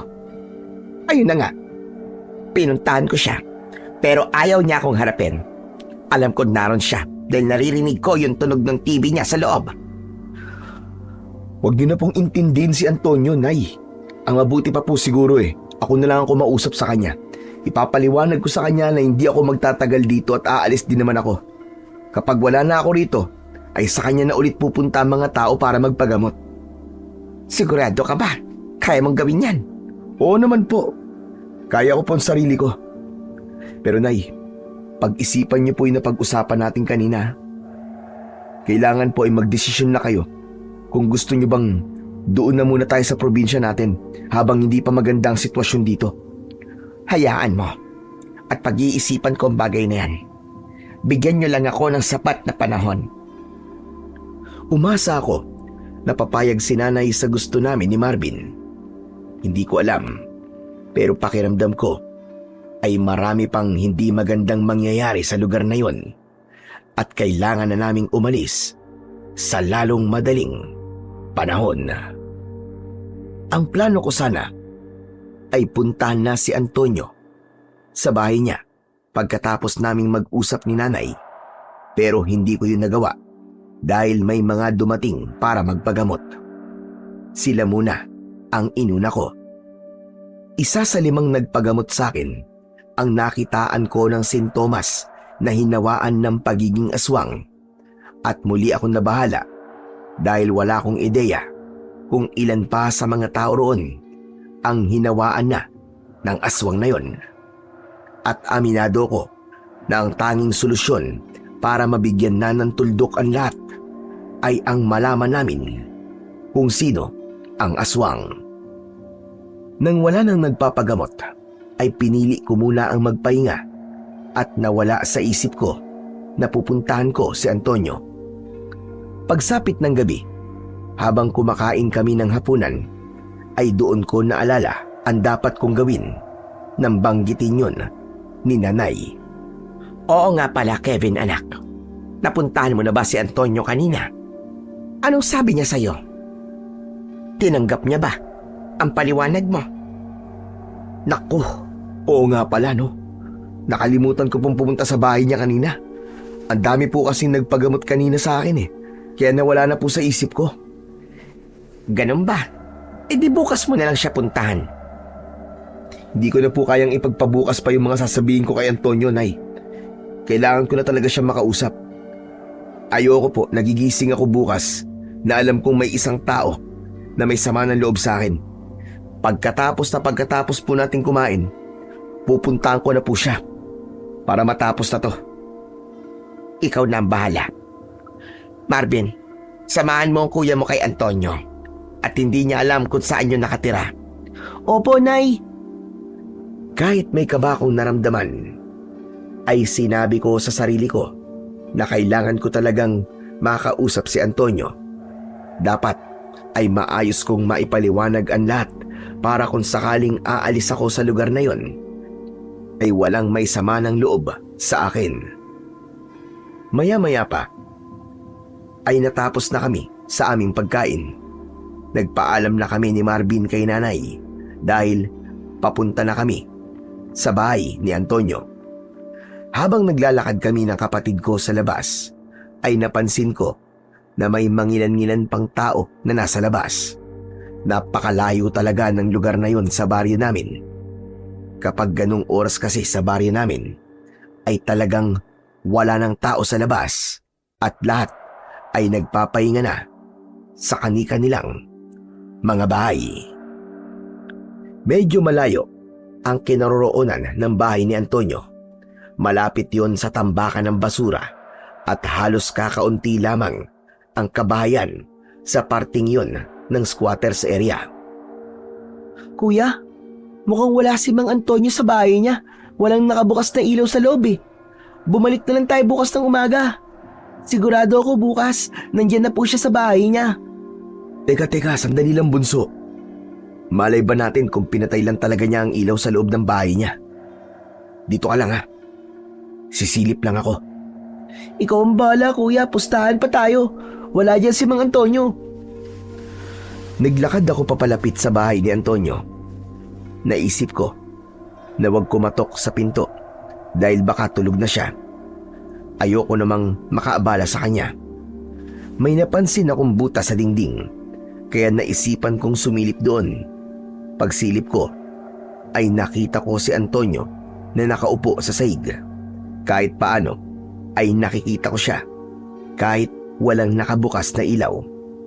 Napansin ko na may pinapahid siyang kung ano sa kanyang katawan. Walang hiyang albularyo na yun. Kung hindi niya ako sinabuyan ng asin, hindi magkakaganito ang katawan ko. Kailangan kong mag-ingat sa kanya dahil mukhang may alam siya sa pakikipaglaban sa aswang. Nanlamig ako nang marinig ko ang sinabing yun ni Antonio. Naging malinaw sa akin na siya ang aswang na umatake sa amin nung nakaraang gabi. Napagtanto ko rin na gamot ang inilalagay niya sa kanyang katawan at para yon sa pinsala na nakuha niya nang sabuyan ko siya ng asin. Marahan akong umatras dahil kailangan na naming makaalis ni Marvin. Pero sa hindi sinasadyang pangyayari ay isang plastik na bote ang natapakan ko. Gumawa yun ng ingay at nang narinig ko ang pagtayo ni Antonio sa loob ng kanyang bahay ay doon na ako mabilis na tumakbo pabalik kay Marvin. Hinawakan ko sa kamay si Marvin at hinila ko siya palayo sa lugar na yon. Ano nangyari, kuya? Bakit tayo tumatakbo? Basta bilisan mo na lang. Pagdating natin sa bahay, ay doon ko ipapaliwanag sa'yo lahat. Sandali kong nilingon ang bahay ni Antonio para masiguro ko na hindi niya kami nakita. At mas lalo ko natakot nang nakita ko na nakatayo si Antonio sa labas ng kanyang bahay. Kahit malayo na kami sa kanya, ay sigurado ko na sa amin siya nakatingin. Mas lalo kong binilisan ang pagtakbo hanggang sa nakauwi na kami. Nagmamadali kong isinarado ang pinto. Nagtaka naman si nanay nang napansin niya na tagaktak ang pawis namin ni Marvin at parehas kaming hinihingal. Oh, ano nangyari? Bakit pagod na pagod kayong dalawa? Si kuya po kasi, Nay. Hindi ko po alam kung bakit bigla na lang po tumakbo pagkatapos niyang sumilip doon sa loob po ng bahay ni Mang Antonio. Kumusta pala ang lakad nyo? Nakausap mo ba si Antonio, anak? Hindi ko sinagot ang tanong ni nanay. Luminga ako sa kabuuan ng bahay at nang may nakita kong isang traveling bag sa sulok ay kinuha ko yon. Sinimulan kong ilagay ang mga damit namin sa bag na yon. Kapwa nagtaka si nanay at Marvin sa ginawa ko hanggang sa lumapit si nanay sa akin. Ano bang ginagawa mo? Bakit iniimpake mo mga damit namin ni Marvin? Kailangan na po nating umalis dito ngayon din. Doon po muna tayo sa probinsya natin, Nay.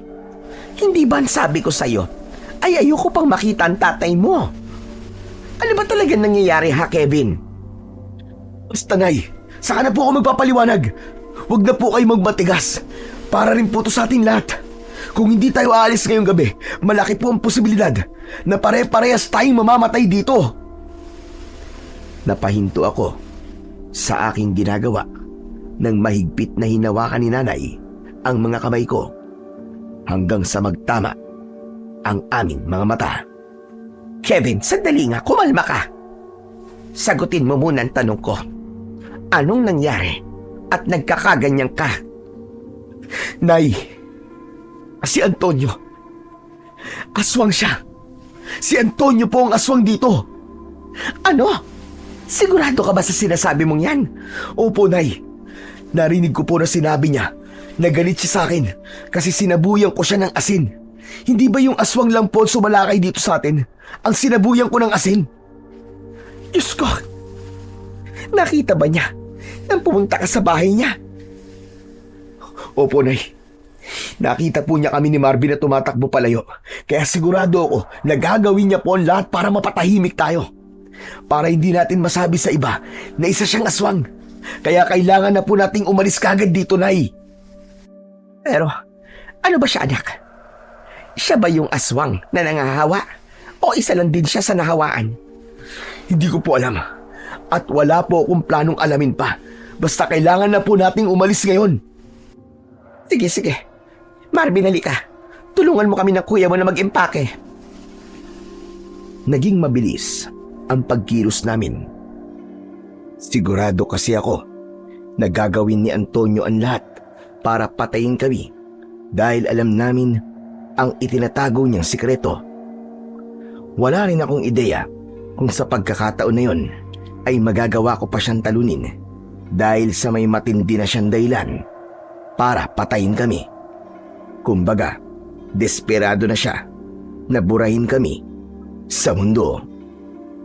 Nang matapos na kaming mag-impake, ay binuhat na ni nanay ang traveling bag habang ako ay dala ang bag ko.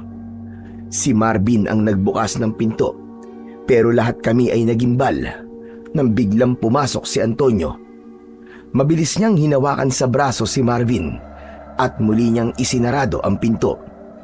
May sugat sa noo si Antonio at marami siyang lapnos sa iba't ibang parte ng kanyang katawan. Yun ay nakuha niya nung inatake niya kami nung nakaraang gabi. Bitiwan mo ako! Alam na namin na aswang ka! Bitiwan mo ako! Kung ayaw mo mapadali ang buhay mo, Manahimik ka! Pakawalan mo si Marvin, Antonio! Pangako, wala kaming pagsasabihan ng sikreto mo. Hayaan mo lang kaming makaalis. Magpapakalayo-layo na kami. Sa tingin mo ba, ay ganun ako kawalang utak para maniwala sa sinabi mo? Alam mo, kasalanan mo lahat ng ito eh. Kung hindi mo sana ginagamot ang mga taong hinahawaan ko ng pagiging aswang ko, malamang ay nagtagumpay na sana ako sa plano ko sa lugar na ito. Sigurado ko na sa ngayon ay isa na itong malaking balwarte ng mga aswang. Kung ganon, ikaw nga ang aswang na nangahawa ng pagkaaswang sa mga tao. Hayop ka, Antonio. Manloloko ka. Inakala naming lahat na isa kang totoong albularyo. Pero may iba ka pa palang plano sa aming lahat. Totoo naman eh, na isa akong albularyo. Kaya lang, ginagamit kong pagiging albularyo ko para manghawa ng pagiging aswang ko. Natatandaan mo ba yung tsa na pinainom ko sa inyo ng anak mo nung huling beses na nagpagamot kayo sa akin? Nilagyan ko yun ng aking dugo. Ganun ang ginagawa ko para maging kagaya ko rin kayo. Pero nang dahil sa anak mong albularyo, nasira ang lahat. Tapos ngayon, nalaman pa niya kung ano talaga ako. Kaya pasensyahan tayo. Pero kailangan ko na kayong patayin. Hindi muna ako nagsalita. Hinayaan ko na mag-usap sina Nanay at Antonio. Unti-unti akong umatras hanggang sa naramdaman ko ang lababo sa aking likuran. Pasimple kong kinuha ang kutsilyo na nakapatong doon. Nagtama ang mga mata namin ni Marvin. Kinausap ko siya sa pamamagitan ng tingin. Panay ang dasal ko na sana ay makuha ni Marvin ang gusto kong sabihin sa kanya. Hanggang sa biglang kinagat ni Marvin ang kamay ni Antonio. Malakas na napasigaw si Antonio at nabitiwan niya ang kapatid ko. Mabilis na tumakbo si Marvin papunta kay Nanay. Agad namang niyakap ni Nanay si Marvin. Hanggang sa isang kisap mata ay nagbago ng anyo si Antonio at naging nakakakilabot na aswang. Nang sumugod siya, ay mabilis akong tumakbo para salubungin siya. Sasaksakin ko sana ang aswang pero nagawa niyang hawakan ang aking kamay. Sa palagay mo ba, ay may laban ka talaga sa akin? Kung nung una, ay nagawa mo akong itaboy. Sa pagkakataong ito, ay hindi na yun mangyayari. Papatayin kita, kasama na ang nanay at kapatid mo. Malakas kong sinuntok ang pagmumuka ng aswang pero hindi man lang siya nasaktan. Bagkus ay malakas niya pa akong tinawanan. Hanggang sa paulit-ulit na sinabuyan ni Nanay ng asin ng aswang. Nabitiwan ako ng aswang at panay ang sigaw niya habang nilalapnos ng asin ang kanyang balat. Yan ang dapat sa'yo, halimaw ka! Ikaw ang dapat na mamatay at hindi kami! Perwisyo ka sa buhay naming lahat! Mamatay ka! Sinamantala ko ang pagkakataon na yon. Sinugod ko ang aswang at sa pagkakataon na yon ay matagumpay ko nang naitarak ang kutsilyo sa kanyang dibdib. Nanlaki ang mga mata ng aswang. Nang bunutin ko ang kutsilyo para saksakin sana siya ulit, ay malakas niya akong itinulak hanggang sa bumalandra ko sa isang sulok. Hindi pa rito natatapos ang lahat. Babalikan ko kayo at sa muli nating pagkikita, sisiguraduhin ko na papatayin ko na kayong tatlo. Mabilis na tumakas ang aswang. Sinundan ko siya sa labas pero hindi ko na nakita kung saan siya nagpunta. Pero kahit hindi namin napatay ang aswang ng gabing yon, ay nagpasalamat pa rin ako sa Panginoong Diyos dahil hindi nasaktan ang nanay at kapatid ko. Balak na sana naming umalis ng gabing yon at umuwi na sa probinsya namin para tuluyang takasan si Antonio. Pero naisip ko na may mga tao pa sa squatters area na hinawaan ni Antonio ng pagiging aswang. Kaya naman, nagdesisyon na kung manatili muna kami roon at saka na kami umalis kapag nagawa ko ng gamutin ang lahat ng taong hinawaan ni Antonio. Sumang-ayon naman si nanay sa desisyon kong yun. Nang sumunod na araw ay nagbahay-bahay kami ni nanay upang wala kaming makaligtaan na taong hinawaan ni Antonio ng pagiging aswang. May mga ilan akong ginamot na nakitaan ko ng sintomas na may hawa sila ng aswang at matagumpay ko naman silang napagaling. Nagpaalala rin kami sa mga tao tungkol kay Antonio. Sinabi namin ni si Antonio ay isang aswang na nanghahawa ng pagiging aswang nito, kaya dapat silang mag-ingat. Gabi na nang natapos ako sa panggagamot. Nang sandaling yon ay sigurado na ako na wala ng tao sa squatters area ang may posibilidad na maging aswang. Kaya naman, naging panatag na ang aming kalooban nang umalis kami sa lugar na yon. Hindi na kasi maaaring manatili pa roon sina Nanay at Marvin dahil buhay pa rin si Antonio. Madaling araw kami nang bumiyahe pabalik sa aming probinsya. Umaga na nang nakarating kami roon. Gulat na gulat si tatay nang malaman niya na kasama ko sina Nanay at Marvin. Si Marvin ang unang nilapitan ni tatay at hindi na nila napigilan ang pag-iyak dahil yon ang unang beses na nagkita sila makalipas ang napakahabang panahon. Mahigpit na niyakap ni tatay si Marvin at maging ako ay napaiyak na rin. Nang humupa na ang emosyon naming lahat, ay doon na namin ikinuwento kay tatay ang lahat ng nangyari. Mabuti na lang at ikaw ang pinadala ko rong Kevin. Hindi ako nagkamali sa desisyon ko. Hindi mo alam kung gaano kita ipinagmamalaki, anak. Maraming salamat po, tay. Pero lahat po ng yon ay natutunan ko po sa inyo. Kung hindi po dahil sa inyo, ay hindi ko rin po magagamot si nanay, pati na ang mga tao roon. Kahit na, kahanga-hanga ka pa rin. Dahil kahit hindi ka nakikipaglaban sa aswang, ay ginawa mo pa rin. Nagawa ko po yun, tay, dahil po sa pagmamahal ko kay nanay at kay Marvin. Wala po akong ibang nasa isip nun, kundi ang protektahan ko sila. Ay oo nga pala, tay. Kumusta na po pala rito sa atin? May kumakalat pa rin po bang sakit dito? Wala na, anak. Nang napagaling ko ng lahat ng dinapuan ng sakit, ay tumigil na sa pagkalat ang sakit. Kaya wala na kayong dapat na ipag-alala. Ang inaalala ko lang ay kung saan ako matutulog, lalo na't iisa lang pala ang higaan dito. Huwag kang mag-alala, Isang. Wala akong planong tumabi sa'yo.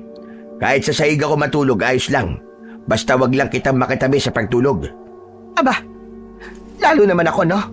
Kahit sa palaginip, ay hindi ko pinangarap na makatabi sa tulugan ang babaerong kagaya mo. Hindi na ako babaero ngayon. Nagbago na ako. Hindi ba may kasabihan na kapag babaero ay babaero na hanggang sa mamatay? Kasabihan lang yun, Isang. At walang makapagpapatunay na totoo yun. Bakit? Wala ba akong karapatan na magbago? Kahit itanong mo pa kay Marvin kung nagkaroon ba ako ng nobya matapos mo kong hiwalayan. At wala ang magiging sagot niyan. Ayan na. Ngayon na nga lang ulit kayo nagkitang dalawa tapos mag-aaway kagad kayo. Mamaya na nga po natin problemahin yung pagtulog natin. Magpasalamat na lang po tayo na ligtas na tayo ngayon at malayo na po tayo kay Antonio. Mataray na inirapan ni nanay si tatay. Nang sandaling yon ay napakasaya ko kahit hindi pa rin magkasundo ang aking mga magulang dahil magkakasama na ulit kami sa iisang bubong. Naisip ko nga ng mga sandaling yon na kahit papano ay may maganda ring naidulot ang masasamang nangyari sa amin sa syudad. Dahil yon ang naging daan para muli kaming magkabuklod-buklod. Kinagabihan, nakita ko si Marvin na mag-isang nakaupo sa labas ng aming bahay. Lumapit ako sa kanya at tinabihan ko siya. Hoy, Marvin. Pumasok ka na ron sa loob. Malamig na rito. Mamaya na kuya, may iniisip lang kasi ako. Hindi kasi ako makapaniwala na nandito na ako sa lugar kung saan ako pinanganak. Tapos kasama ko na rin si tatay. Kaya lang, medyo nahihiya pa ako kay tatay kuya. Ayos lang yan. Normal yang nararamdaman mo kasi hindi ka naman lumaking kasama siya. Pero sigurado ko na kapag tumagal ay mawawala na yung hiya mo sa kanya. Pero kuya, sigurado ka ba na hindi na tayo masusundan dito ni Mang Antonio? Oo naman, sigurado ako. Tsaka mas ligtas tayo rito kesa dun sa syudad. Eh paano kuya? Kung malaman niya kung nasan tayo, kung masundan tayo. Kapag nangyari yon, akong bahala. Hindi ako papayag na masaktan niya kayo. Lalong-lalo na ikaw. Ang swerte ko naman kasi may kuya akong nakagaya mo. Hindi ka lang albularyo kasi kaya mo pang makipagbakbakan sa aswang. Bahagya akong natuwa sa sinabi ni Marvin. Ginulo ko ang buhok niya at inakbayan ko siya. Sinamahan ko siya sa labas habang pinagmamasdan namin ang kalangitang puno ng bituin. Mabilis na lumipas ang mga araw at isang linggo na simula nang umalis kami sa syudad. Halos araw-araw na nagtatalo sina nanay at tatay pero tila naging normal na yon sa amin ni Marvin. Kampante na rin ako na ligtas na kami mula kay Antonio dahil sigurado ko na hindi niya alam kung saan kami nagpunta. Nang malapit na ang fiesta sa aming lugar, ay nagkaroon ng peryahan sa plaza. Tuwing gabi ay nagpupunta kami roon. Pero isang gabi, hindi sumama si tatay sa amin dahil medyo masama ang pakiramdam niya. Kaya ako, si nanay at si Marvin lang ang pumunta sa peryahan. Halos 1 oras kaming nanatili sa peryahan bago kami nagdesisyong umuwi. May nakasalubong kaming nagbebenta ng balut at bumili si Marvin ng isa. Nang nasa harapan na kami ng bahay namin, ay nasa labas si tatay at nakaupo. Kevin, may bisita ka pala. Nasa loob siya ng bahay. Ho, bisita? Aba, wala naman po akong inaasahang bisitang darating ngayon ah. Kaibigan mo raw siya sa syudad. Ang mabuti pa'y pumasok ka na lang para makita mo siya. Nagtataka akong pumasok sa loob ng bahay namin. Laking gulat ko nang nakita ko si Antonio. Nakatayo siya sa gitna ng aming sala at may nakakatakot na ngiti sa kanyang muka. Kumusta ka na, Kevin? Ang akala mo ba ay matatakasan niyo ko? Hayop ka, Antonio. Paano mo kami nasundan dito? Hindi na mahalaga na malaman mo. Ang importante ay may pagkakataon na ako para patayin kayo. Sa tingin mo ba ipapayag ako na magtagumpay ka? Kung nagawa mo makatakas nun, ngayon, sisiguraduhin ko sa'yo na mapapatay na kita at dito kita ililibing. Biglang nag-anyong aswang si Antonio. Mabilis niya akong sinunggaban. Tumilapon ako palabas ng bahay at nagulat si nanay nang makita nila ang aswang.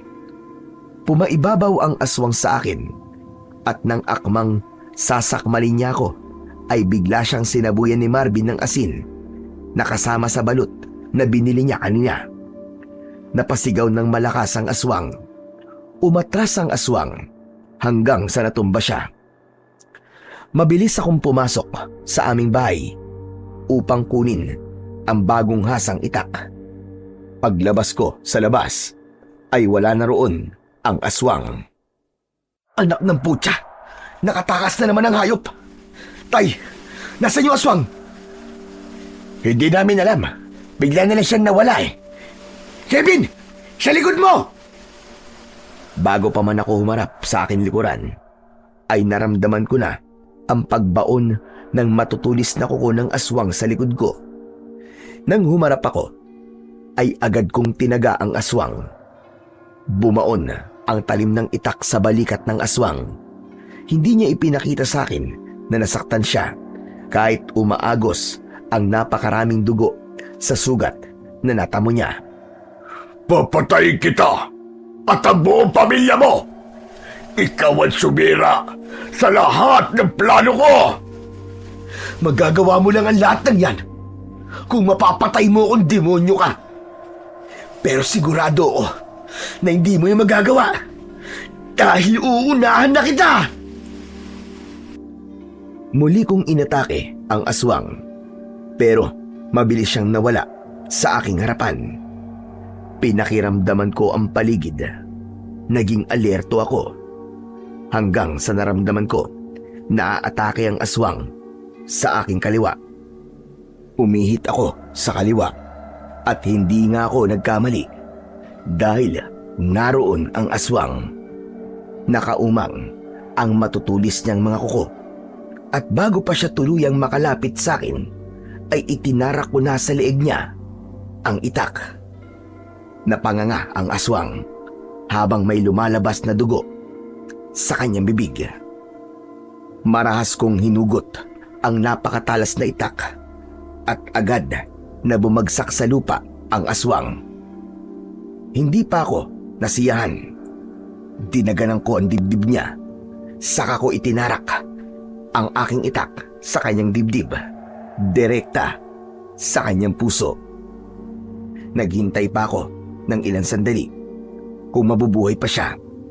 Pero matapos ang ilang segundo ay hindi na siya gumalaw at doon ko na nasiguro napatay na siya. Agad na lumapit sina nanay, tatay at Marvin sa akin. Niyakap nila akong tatlo. Pero nang napagtanto ni nanay at tatay na magkayakap sila, ay tila ba napapahiyang lumayo sila sa isa't isa. Diyos ko po, salamat! Teka, patay na ba talaga ang aswang na yan, anak? Oo, nay. Tignan nyo, hindi na humihinga. Tinakas ako sa puso yan, nay. Kaya hindi na mabubuhay yan. Salamat naman sa Diyos. Napakalakas talaga ng pang-amoy ng Antonio na yan. Dahil hanggang dito, ay nasundan pa rin niya tayo. Pero wala na po kayong dapat na ikatakot, nay. Kasi, wala na siya. Tama ka, anak. Pero kung meron man dapat nasisiin sa nangyari ngayon, ay walang iba, kundi ikaw, Celso. Oh, bakit na naman ako? Kasi, pinapasok mo sa bahay natin ang aswang na yan. Aba, malay ko ba sa itsura ng Antonio na ikinuwento niyo sa akin nun? Kahit na pa dapat ay marunong ka man lang makiramdam kung masama o hindi ang isang tao. Marisa, para sa kaalaman mo, albularyo ko at hindi isang manghuhula. Teka. Pwede bang mamaya na ho kayo mag-away? Nakalimutan nyo na yatang may sugat ako sa likod Ang hapdi. Tay, baka pwede namang gamutin nyo muna ako. Ay, oo nga pala. Pasensya ka na, anak. Ito kasing nanay mo Palagi na lamang nagsisimula ng away. Ang ingay-ingay. Parang armalay tambunga nga. Maingat akong inalalayan ni nanay papasok sa bahay. Agad namang inihanda ni tatay ang mga kailangan niya para gamutin ang sugat sa aking likod. Naghubad ako ng damit at sinimulan ng linisin ni tatay ang aking sugat. Nang sandaling yon, ay alam ko na wala na kaming dapat pang ikatakot dahil wala na si Antonio. Wala ng aswang na maaari kaming pinsalain. Wala ng banta sa buhay namin at maaari na kaming mabuhay ng mapayapa at tahimik. Nagkasundo kaming sunugin ang katawan ng aswang upang tuluyang mabura ang kanyang kasamaan. Makalipas lamang ang ilang araw, umalis ang nanay ko at si Marvin upang bumalik sa syudad.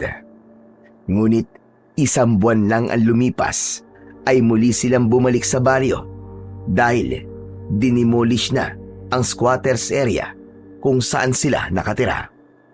Simula noon ay magkakasama na kaming nanirahan sa iisang bahay at sa bawat araw na lumilipas ay unti-unti naming nasaksihan ni Marvin na hindi na nag-aaway ang nanay at tatay namin. Hanggang sa isang araw ay nalaman na lang namin na nagkabalikan na pala sila.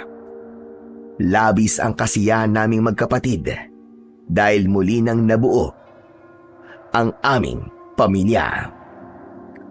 Nagpatuloy naman ako sa panggagamot at sa pagtulong sa mga taong nangangailangan. Napagtanto ko na hindi dahil hindi magaganda ang nangyayari sa buhay ko ay kinalimutan na ako ng Panginoong Diyos. Naintindihan ko na minsan ang mga pagsubok sa buhay ay paghahanda lamang ng ating Panginoon para sa mas malaking biyayang paparating. Tulad ng nangyari sa akin, hindi ko akalain na ang sakit, takot at hirap na pinagdaanan namin ay siya palang magiging daan para muling mabuo ang aming pamilya at mahanap ko ang tunay kong lugar sa mundo. Hanggang dito na lamang po ang aking kwento. Sana ay marami kayong napulot na aral. Ang isang pamilya, kahit paminsang sinubok ng pagkakataon dahil sa hindi pagkakaunawaan ng padre di pamilya at ng ilaw ng tahanan, na humantong sa pansamantalang pagkakahiwalay, ay maaari pa ring muling buuin ng tadhana sa tamang panahon. Patunay lamang ito na gaano man kalaki ang pagsubok na dumating, hindi dapat tayo sumuko, sapagkat ang pamilyang nagmamahalan at may malasakit sa isa't isa ay hindi kailanman paglalayuin ng Panginoon Diyos.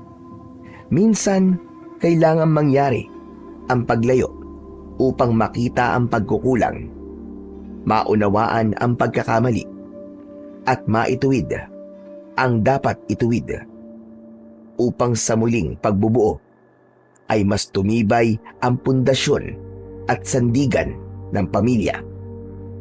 Kaya't panghawakan natin ang pangako ng Diyos na ang pamilyang may tunay na pagmamahal at matibay na pananampalataya sa Kanya ay patuloy niyang dadalisayin, iingatan at pagkakaisain upang magsama-sama habang buhay, ligtas sa anumang uri ng sakit at ligtas sa mga kampon ng kadiliman na katulad ng aswang na maaaring maging sagabal at banta sa pagsasama ng isang buo at masayang pamilya. Maraming salamat po sa walang sawang pakikinig at suporta sa aking mga YouTube channel. Pagpalain po nawa kayo ng puong may kapal.